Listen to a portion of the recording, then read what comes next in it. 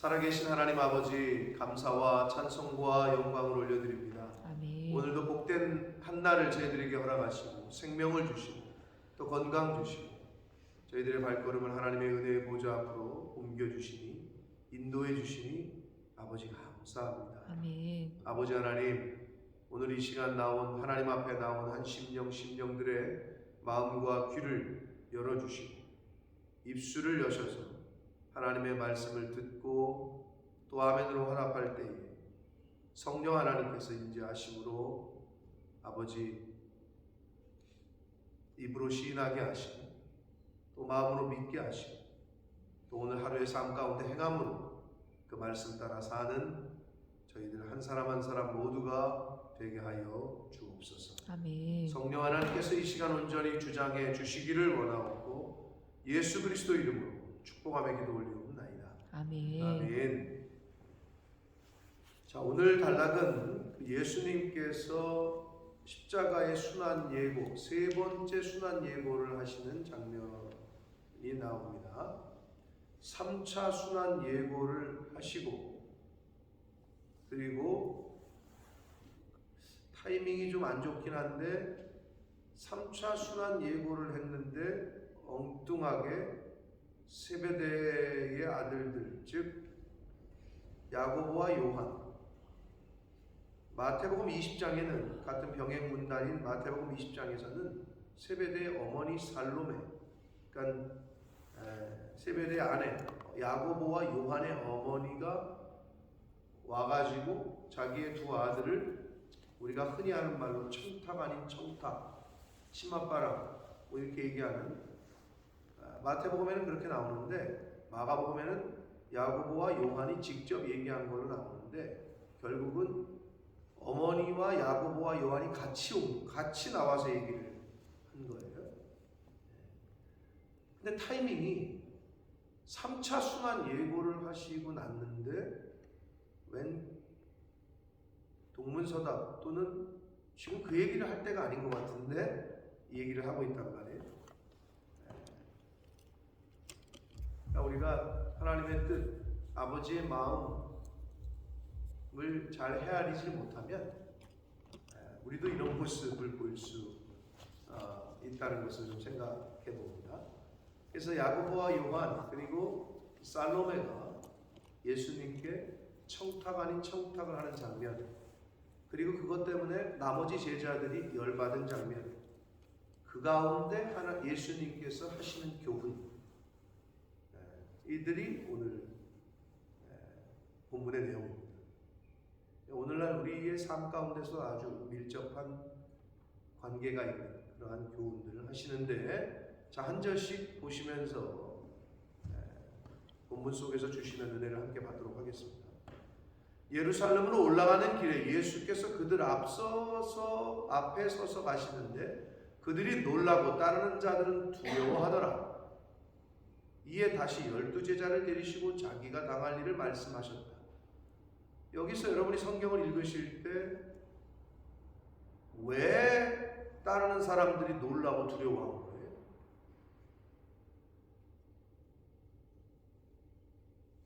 지금 보시니까 진짜 그러네. 왜 갑자기 약간 생뚱맞게 왜 이 사람들이 뭐에 놀라고 뭐에 두려워한 걸까요?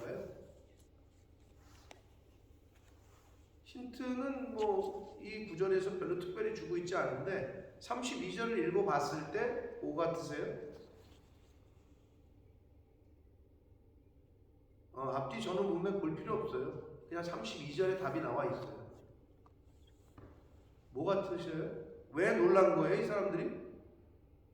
왜 두려워하는 걸까요? 뭐에서 오는 두려움일까요? 성경을 읽으실 때 이런 게 이제 묵상을 해보는 거죠. 이게 왜 그랬을까? 이게 뭘까? 자, 그런데 어디를 가고 있다고요? 예루살렘으로. 자, 그럼 예루살렘이 어떤 곳이에요?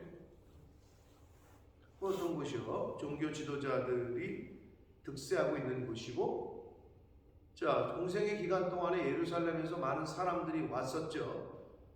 바리새인들도 오고 서기관들도 오고,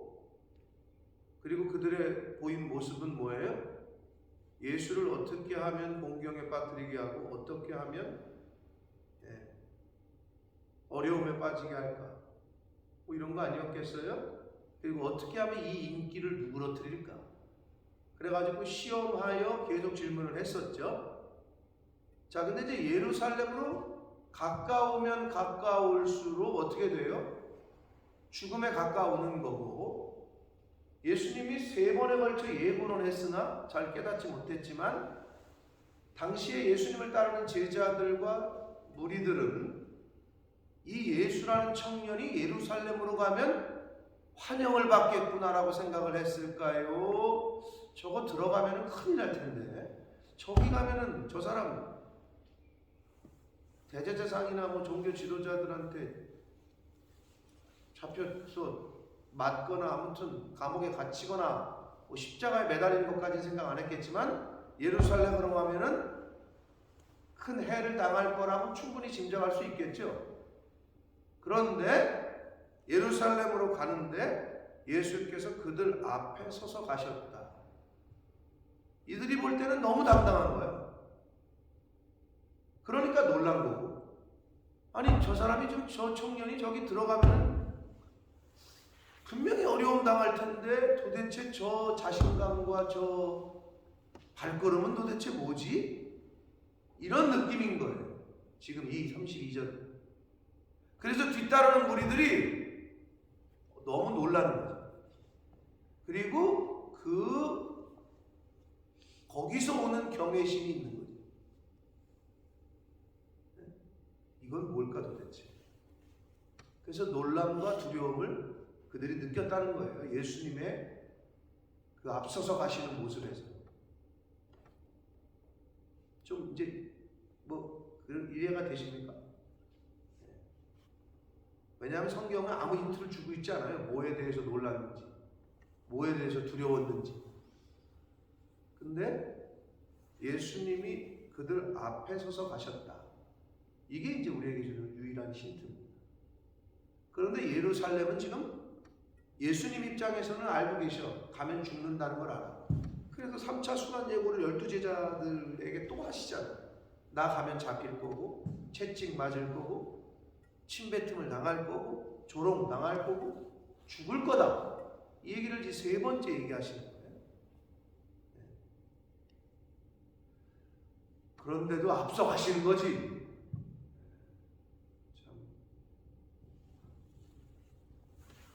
이게 예수님의 지금 이 땅에 오셔서의 사명 감당하시는 자세입니다.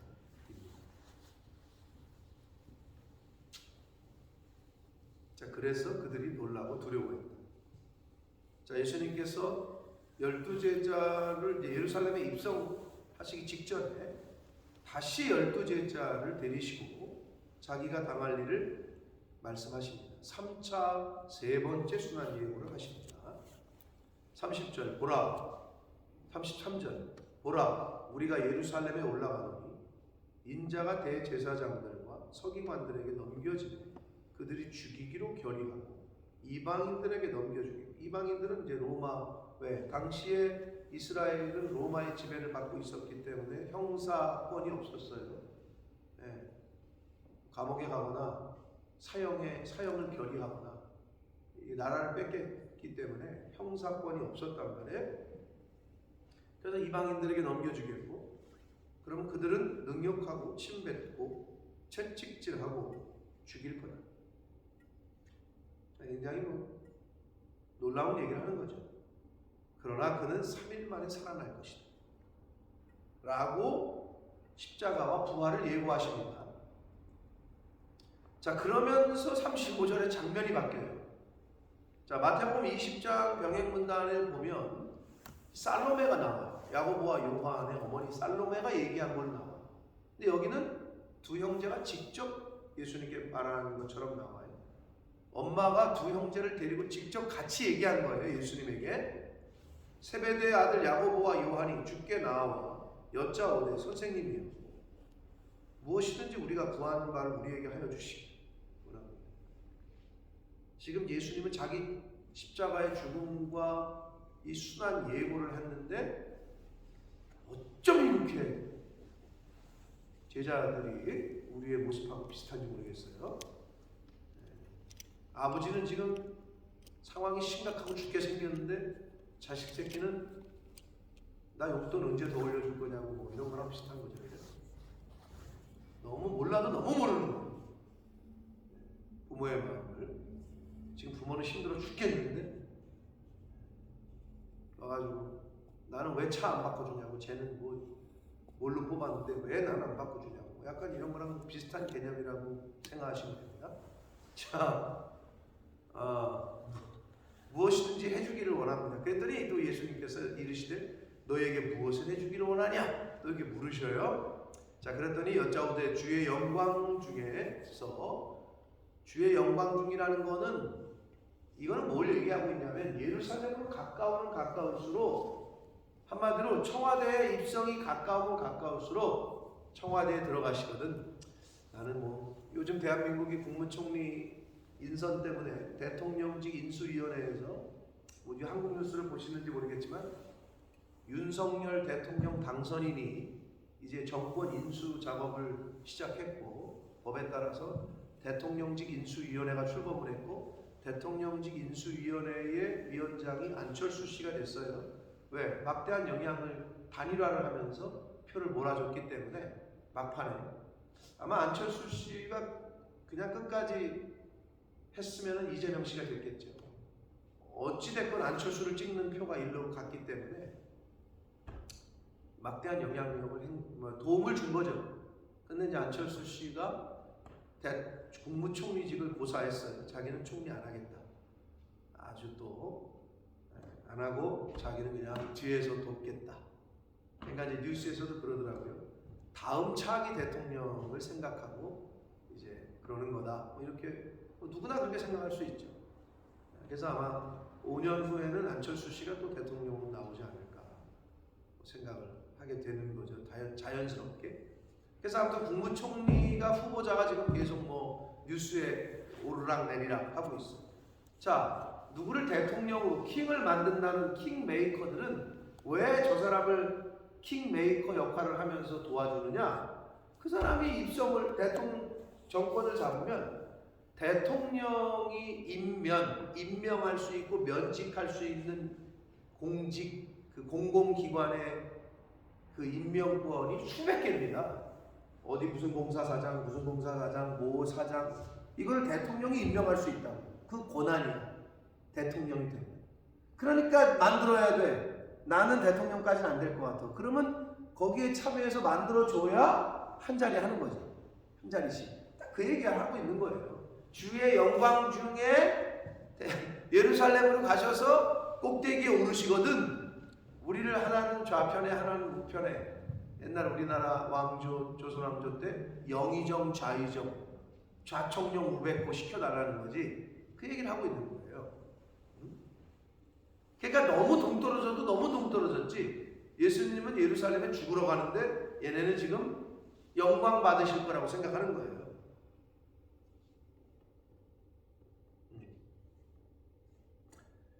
하나는 우편에 하나는 좌편에 앉게 해 주십시오. 아주 솔직담백하게 직설적으로 얘기합니다. 그러자 예수께서 이르시되 너희는 너희가 구하는 것을 알지 못하는도다. 내가 마시는 잔을 너희가 마실 수 있으며 내가 받는 세례를 너희가 받을 수 있느냐. 이렇게 말씀하십니다.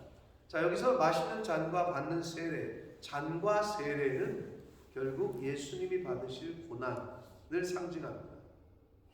고통과 고난을 상징해요. 그렇게 말씀하시면서 그들이 말합니다. 아유, 우리가 할 수 있죠? 라고 대답합니다. 그러자 예수께서 이르시되 너희는 내가 마시는 잔을 마시며 내가 받는 세례를 받을 거다. 실제로 12제자들은 대부분 순교를 합니다. 대부분 다 죽어요. 그래서 예수님의 이 말씀이 그대로 응하게 되는데, 내가 마시는 잔을 마시고 내가 받는 세례를, 그 고난을 받을 건데 내 좌우편에 앉는 것은 내가 줄 것이 아니라는 거죠. 내 영역이 아니다. 누구를 위하여 준비되었든지 그들이 받을 건데 그거는 하나님 아버지께서 주실 거다. 그런 의미로 말씀을 하십니다. 자, 이런 대화를 듣고 있던 나머지 10제자가 열받았어요. 10제자가 듣고 야고보와 요한에 대한 화를 냈다라고 써 있어요. 자, 그런데 이렇게 말했던 야고보와 요한, 12제자 중에 좌청룡 우백호, 영의정 좌의정 자리를 어떻게 보면 요구했던 이 두 사람은 어떻게 됐습니까? 야고보는 12제자 중에 어떤 수식어가 따라붙죠?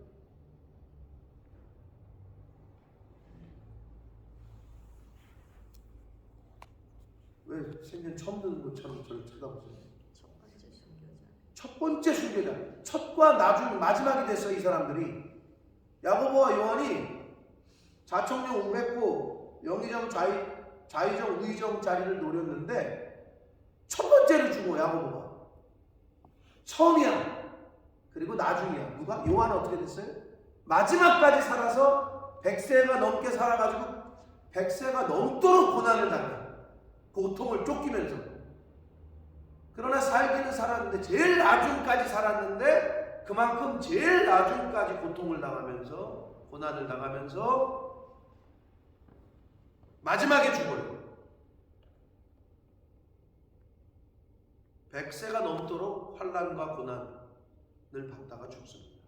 그러니까 참 아이러니하죠. 영광을 구했던 두 형제가 처음과 나중이 돼요. 첫 번째 순교자, 마지막에 죽는 12제자 중에 마지막에 죽는.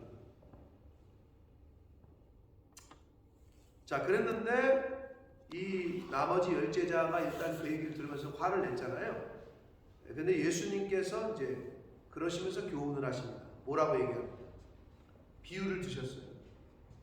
이방인의 집권자들이 그들을 임의로 주관하고 그 고관들이 그들에게 권세를 부리는 줄을 너희가 알지 않냐? 이 말이 뭐예요? 당시의 시대상 이방인들의 집권자는 누구예요? 로마죠. 야, 로마 사람들이 와가지고 우리를 지금 다 지네 마음대로 막 주물럭주물럭 한다는 거야. 그렇지. 그리고 고관들이 권세를 부려. 요거에 가장 맞는 그 예는 낙하산 인사예요. 고관이 능력과 또 어떤 그 절차대로 인사를 하는 게 아니라, 임명을 하는 게 아니라 자기에게 아부하고 이러는 사람들을, 자기 사람을 그냥 내려 심어. 왜? 권력이 있으니까. 그걸 낙하산 인사라고 하잖아요. 자, 그렇게 하고 있다는 거지. 세상은 그렇다는 거야. 정의대로, 또 법대로가 아니라 그냥 짜웅하고 옆에서 그냥 딸랑딸랑 거리고 그러면은, 그래서 우린 뭐 요즘 많이 보잖아요. 전혀 그쪽 분야 사람이 아닌데 무슨 원자력 발전소 사장으로 무슨 청와대 관료가 막 내려가고. 근데 또 어쩔 수 없어요. 자기를 도와줬던 사람인데. 그래서 보은 인사라고 하잖아요. 근데 그 권한이 임명하고 면직하고 그러니까 임명시키고 자를 수 있는 권한이 대통령에게 있다니까. 그래야 그 사람들은 그 밑에서 킹메이커를 하는 거예요. 그래야 사장짜리 얻는다니까. 자, 세상은 그래요. 이제 그 얘기를 하는 거야, 예수님이.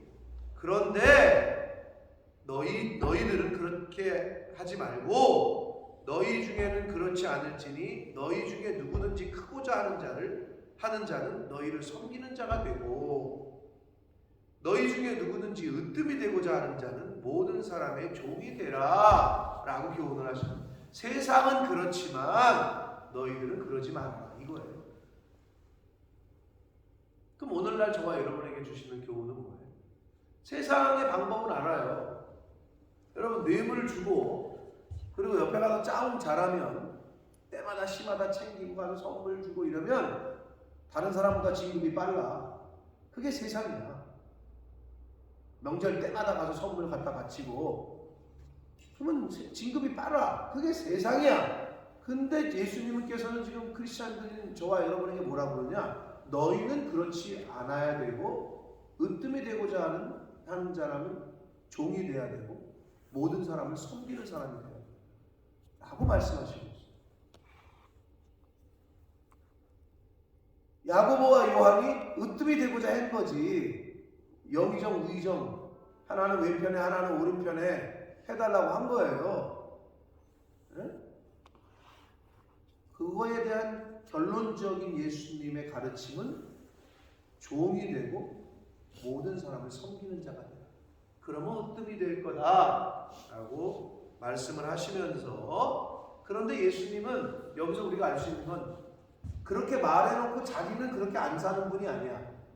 그러면서 마지막 말씀을 하시는 거예요. 45절. 내가 온 거는 섬김을 받으려 온 게 아니라 도리어 섬기려 하고 자기 목숨을 많은 사람의 대속물로 주려고 왔다 라고 말씀을 하시면서 실제로 십자가에서 죽으시죠. 아주 낮은 자리에까지 임하시는, 실제로 본을 보이셨어요. 사랑하는 성도 여러분, 저와 여러분이 하나님을 믿고 예수님을 따를진데, 그럼 예수님의 가르침대로 또 예수님이 실제로 보여주신 대로 그렇게 살아야 되는 거죠. 누가? 내가 아니고. 무슨 말이에요? 사람들은 자꾸 목사님은 그렇게 하셔야지, 사모니까 당연히 그래야지. 그게 아니라 나 여러분, 자기 내가 그래야 된다고 자꾸 다른 사람들을, 앞에 있는 사람 옆에 있는 사람 쳐다보지 말고 내가 그렇게 살아야 돼. 자기 자신.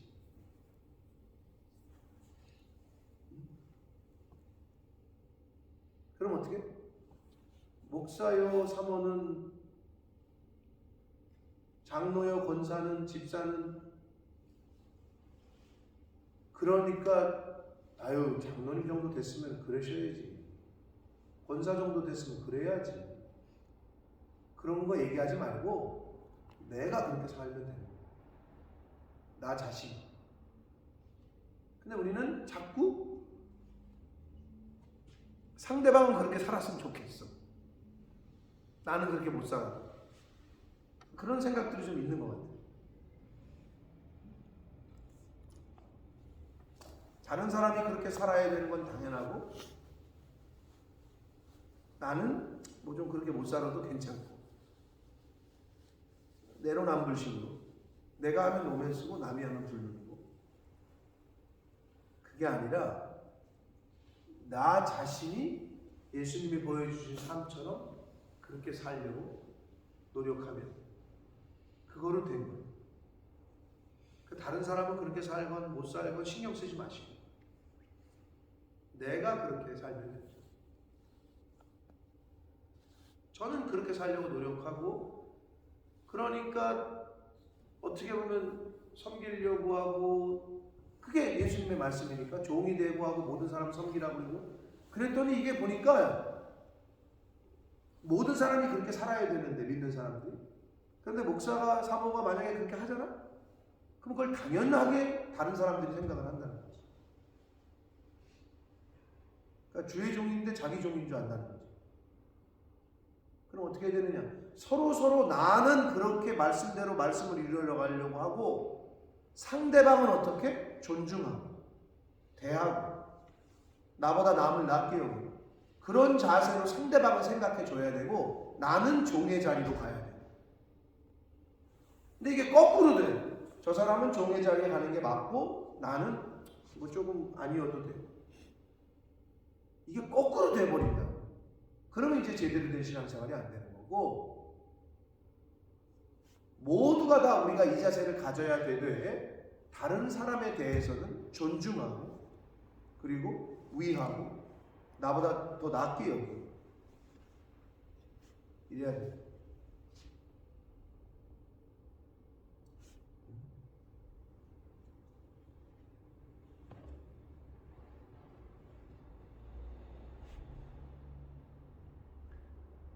자, 우리가 오늘 이 본문 속에서 좀 또 생각해 볼 수 있는 건, 12 제자 중에 야고보와 요한, 베드로와 야고보와 요한, 굳이 말하면 약간 3인방에 해당하는.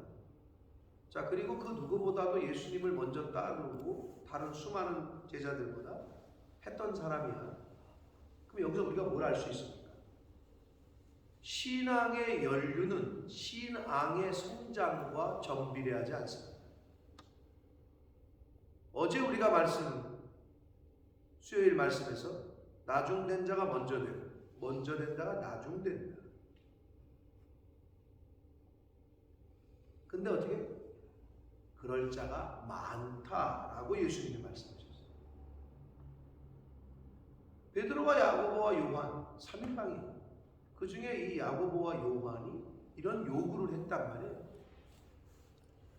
여기서 주시는 계시성은 아무리 예수를 먼저 믿었고 많이 믿었고 오래 믿어도 신앙의 성장과는 몇 년을 교회를 다니고 신앙의 연륜이 몇 대째 믿는 집안, 이게 중요한 게 아니라 몇 대째 대를 이어 믿는데도 처음 예수 믿는 1대인 사람보다도 신앙의 성장이 느릴 수도 있다. 나중된 자가 먼저 된 자가 나중된 자들이 많다라고 하신 이 말씀을 늘 가슴에 새기고 깨어 근신하는 저와 여러분들이 되어야 될 줄 믿습니다. 네. 어른이 어른다워야지. 그래야 욕을 안 먹죠. 젊은 것들한테, 그죠? 젊은이들이 하는 말이 있어. 너 인마 어떻게 어른한테 이렇게 해? 그러면 아니, 어른이 어른다워야죠.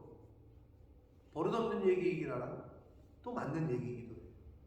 어른은 어른다워요. 애는 애다워야 돼요. 그래서 신앙의 연륜이 신앙의 성장과는 정비례하지는 않는다. 라는 걸 야고보와 요한을 통해서 볼 수가 있고, 처음에는 예수님을 다 버리고 따랐는데 이 마지막에 가서 지금 마지막에 가까울수록 엉뚱한 요구를 하고 얘기를 하는 이 모습 속에서 처음에는 좋았는데 나중에 끝이 안 좋은 신앙의 우리 성경에 나오는 많은 사람들이 있지요. 그 중에 대표적인 게 솔로몬이고 사울왕입니다. 하나님께서 선택하셨어요. 사울. 하나님께 아주 인정받았던 왕이었어요. 솔로몬. 그러나 그들의 마지막은 좋지 않았어요. 여러분 다 아시는. 처음에 아무리 좋은 거예요. 오죽하면 유종의 미라는 말이 생겼을까.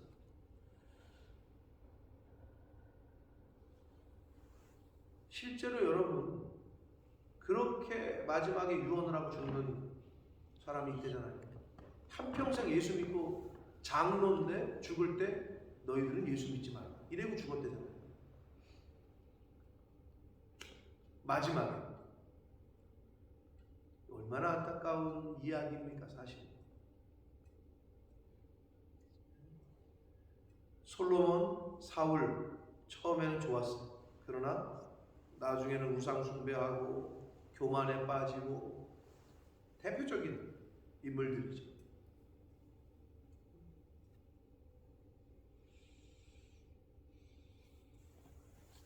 내 시작은 미약하였으나 나중이 참되게 되는 것이, 그리고 점점 더 좋아지는 것이 성경의 약속이고 가장 바람직한 모습입니다. 처음에는 좋았는데 나중에 점점 갈수록 쇠퇴해지는, 이거는 하나님의 역사가 처음에는 보잘것없었는데 점점 창대해지는, 그것이 성경에서 말하는 하나님의 역사.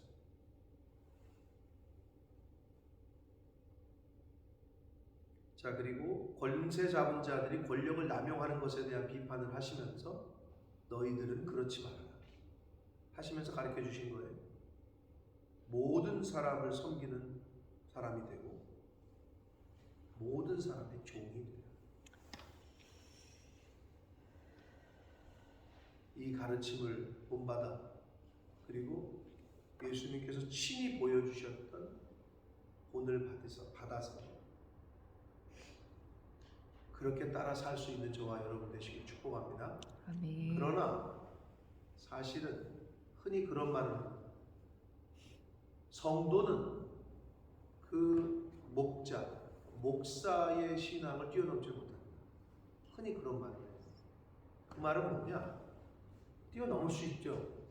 그러나 예수님의 단계까지, 그리스도의 장성한 분량에까지 가기가 너무 어렵죠. 순교의 자리로 가는 사람은 이 세상에서 예수님처럼 목숨을 내어 복음 전하다가 영혼 구원하다가 다른 사람을 위해서 목숨을 버리는 자리에까지 가는 것은 아무나에게 허락되지가 않아요. 그래서 별 몇 명 되질 않아요. 진짜. 그럼 거기까지는 못 가더라도 눈에 보이는 내 목자의 신앙의 단계까지는 가야 될 거야. 눈에 보이는 목사와 사모, 나를 이끌고 있는 사람의 저렇게 해야 되겠구나. 저렇게 해서 본받아야 되겠구나. 그럼 그렇게 돼야 되는데 본받기는커녕 왜 저걸 저렇게까지 하시지? 왜 저건 너무 심하신 거 아닌가? 왜 나는 못하니까 안 하고 있습니다. 그럴 생각하지 마시고 본받아야 되겠다라고 생각하시면 되지. 저렇게 해야 되겠구나. 다른 사람을 위해서 저렇게 헌신하고 도와주고 섬기고 나도 그래야 되겠구나. 그 단계까지 이제 가야 돼요. 여러모로 저를 뛰어넘는 분들이 많이 나왔으면 좋겠어요. 여러모로.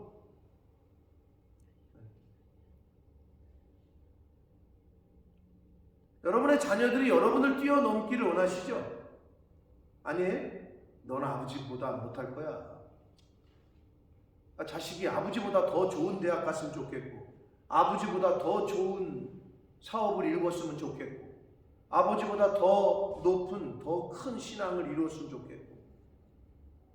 그게 부모의 마음 아니에요? 그 목사로서 그런 마음을 갖는 게 이상한 거예요? 당연한 거 아니에요?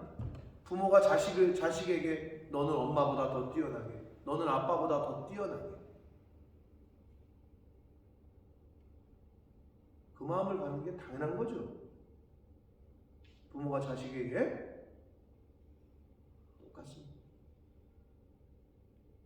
바라기는 우리가 예수님의 단계까지, 그리스도의 장성한 분량에까지 자라도록 힘써라. 그것도 너무 감사해요. 저는 그 말씀을 읽을 때마다. 다 그렇게 돼야 된다. 그게 아니고 거기까지 자라도록 노력하고 힘쓰래. 사랑하는 성도 여러분, 신앙생활에 진보가 있어야 돼요. 유재원 집사님의 기도 제목을 제가 읽을 때마다 집사님 연초에 송궁영신 예배 때 뭐를 적어냈는지 기억나세요? 기억 안 나시죠? 잘? 내가 적어냈는데도. 근데 거기에 딱 집사님이 신앙의 진보라는 표현을 쓰셨어요.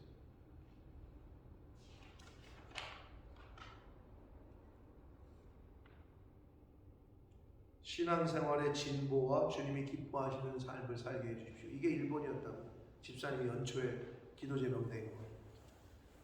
진보가 있어야 돼요. 부모들이 자식에게 원하는 것도 그거 아니에요? 진보가 뭐예요? 육체적인 진보는 뭐예요? 키 크는 거야. 건강해지고. 학문적인 진보는 애가 맨날 꼴찌를 해. 근데 꼴찌에서 시작했는데 2학년 때는 중간이 되더니 3학년 때는 상위 그룹이 돼. 이거를 원하지 않아요? 부모들이? 어느 부모가 그걸 원하지 않겠어요? 신앙생활도 마찬가지야. 그런데 아니 도대체 10년, 20년, 30년, 40년, 50년 믿었다는데도 어린아이와 같은 신앙에 머물러 있다. 몇 대째 신앙생활 했는데 계속 젖만 먹는다. 이거는 조금 아니잖아요. 그죠? 그래서 저와 여러분에게 그러한 신앙의 진보가 매일 매년 일어나게 되기를 축복합니다. 그래서 여러분의 가정에서도 야 할아버지 때 그러니까 어떻게 보면 존 웨슬레 주기철 목사님 막 순교자인데 순교자 집안의 후손에서 더 큰 인물들이 나와야 되는데 그 후손으로 내려갈수록 완전히 나중에는 신앙생활도 안 하게 된다. 이거만큼 마음 아픈 게 어디 있습니까? 그렇잖아요. 부모된 여러분들도 자식에게 그걸 원하시잖아요. 여러분을 뛰어넘었으면 좋겠고 더 잘했으면 좋겠고 하나님 아버지도 똑같다는 거예요. 목사인 저도 똑같고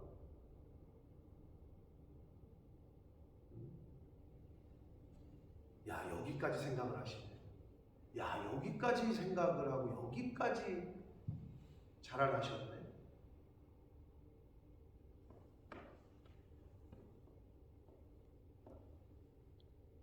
그럼 저희 교회가 됐으면 좋겠고 아멘. 하나님 앞에서 그렇게 신앙의 진보와 성장이 있는 여러분 개인의 신앙생활들 되시길 축복합니다. 아멘. 그러한 은혜가 오늘 하루에 그리고 하나님이 생명 주시는 날 동안까지 그렇게 매일매일 조금씩 자라나가는 저와 여러분들이 되기를 예수 그리스도의 이름으로 축복합니다. 아멘. 살아계신 하나님 아버지 감사합니다. 오늘도 저희들에게 생명을 허락해 주시고 새날을 허락해 주시고 말씀을 전하고 듣게 하심으로 또 깨닫게 하시고 결심하게 하시고 결단하게 하시고 회개하게 하시니 하나님 감사합니다. 아멘. 아버지 하나님 오늘 주신 말씀들을 통해서 또 그 말씀에 비춰봐서 오늘날 나에게 주시는 교훈들 또 말씀하시는